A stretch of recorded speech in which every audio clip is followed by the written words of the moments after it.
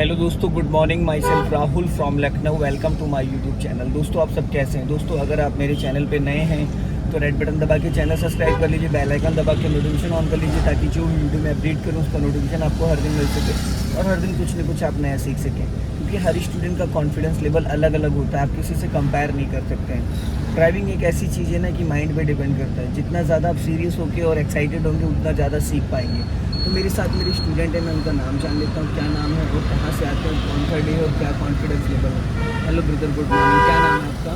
मेरा नाम करण है और ओके। Third day. ओके, तो फर्स्ट डे से थर्ड डे में क्या लगता है आपको कि 15 डेज इनफ है या कम पड़ जाएंगे? 15 डेज है। इनफ है। अभी कितने परसेंटेज आपको ड्राइविंग आ गई है?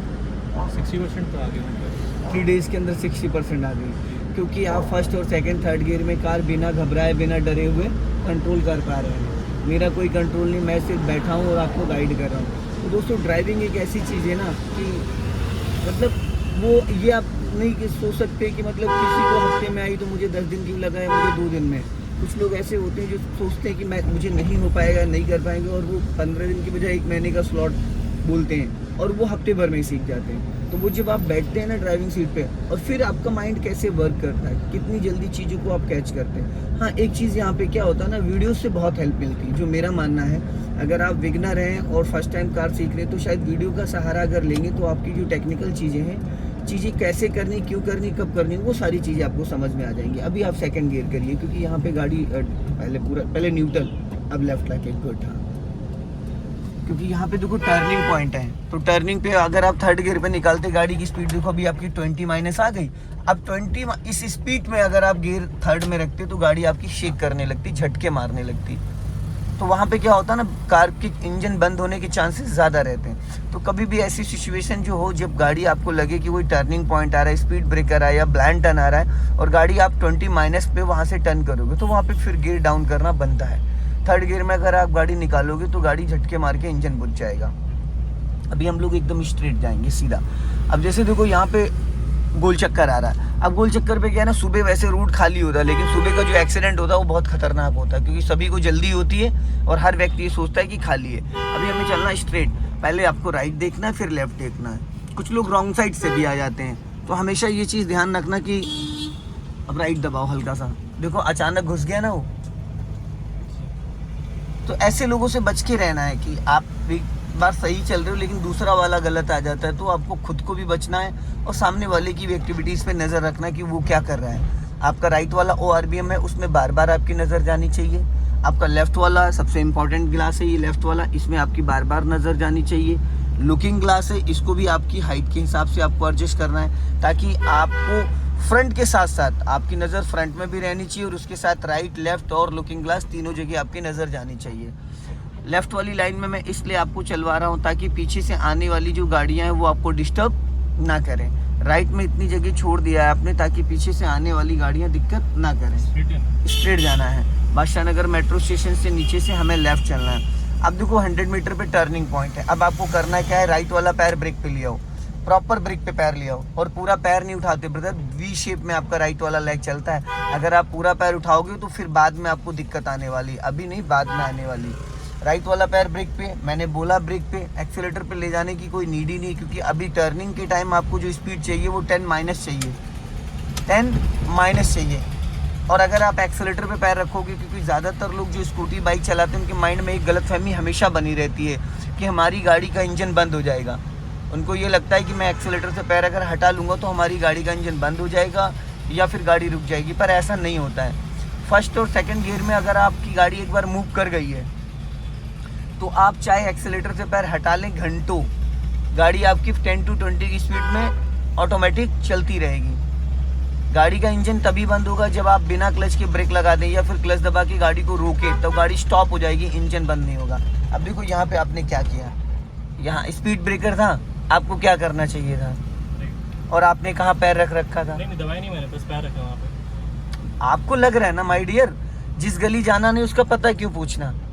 अब ये बताइए, आपने कहा कि मैंने दबाया नहीं बस पैर रखा था, तो दबाया नहीं बट पैर रखा था, लेकिन क्या आपने यहाँ पे ब्रेक दबाया? यहाँ पे ब्रेक की नीड थी या नहीं थी?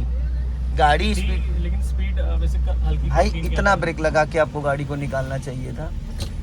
आप लर्नर हैं, आप सीख रहे हैं, मुझे कोई दिक्कत नहीं है, भाई एक्सेलेटर पे पैर रखने का मतलब ये था कि आपने ब्रेक के बारे में सोचा ही नहीं। 90% जो न्यू लोगों के साथ एक्सीडेंट होते हैं क्यों होते हैं, जो आपने क्वेश्चन अभी किया ना कि मैंने रखा था पर दबाया नहीं। अचानक अगर आपके सामने कोई बाइक या कोई बच्चा आ जाता है तो आप क्या दबाओगे?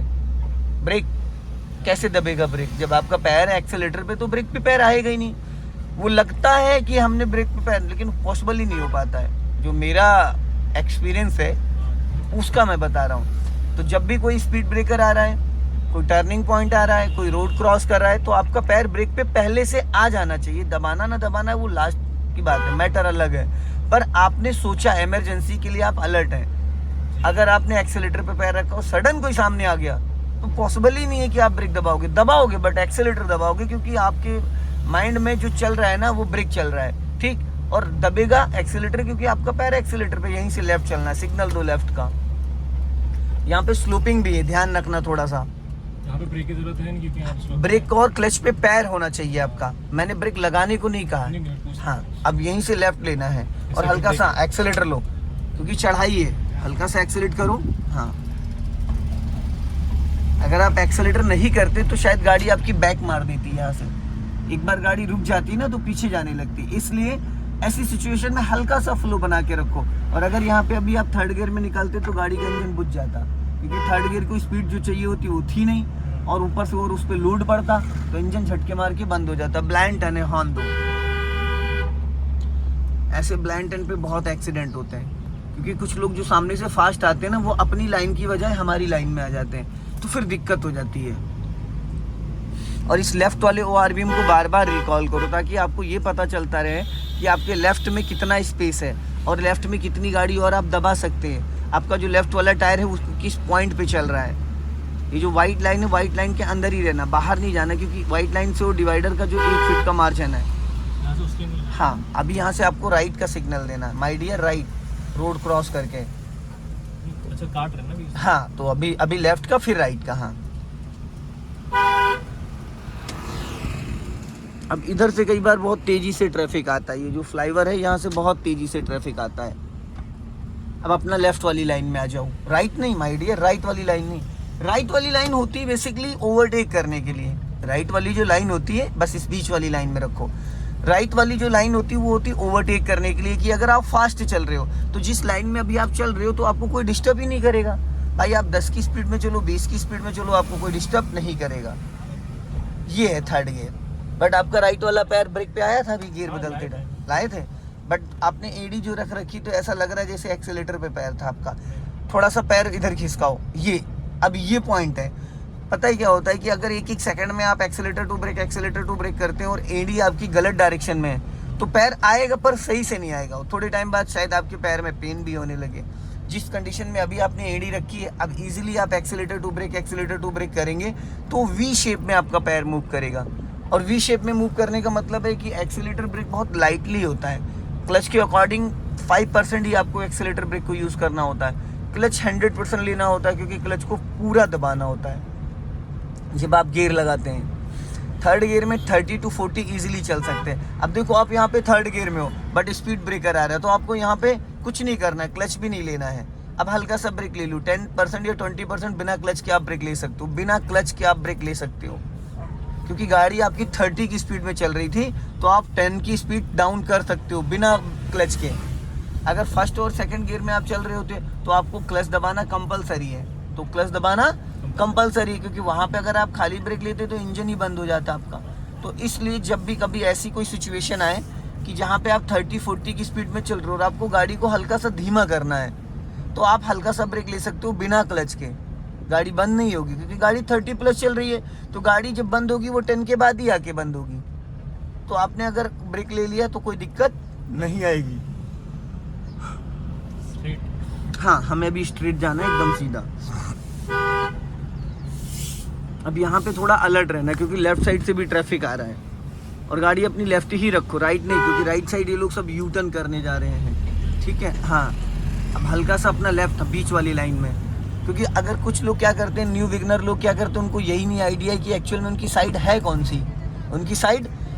सी। अब ये जैसे 3 लाइनों का रोड है अब राइट वाली जो लाइन है वो फास्ट के लिए, जो भी बंदा जाएगा वो फास्ट 40, 50, 60 प्लस वो राइट वाली लाइन में जाएगा।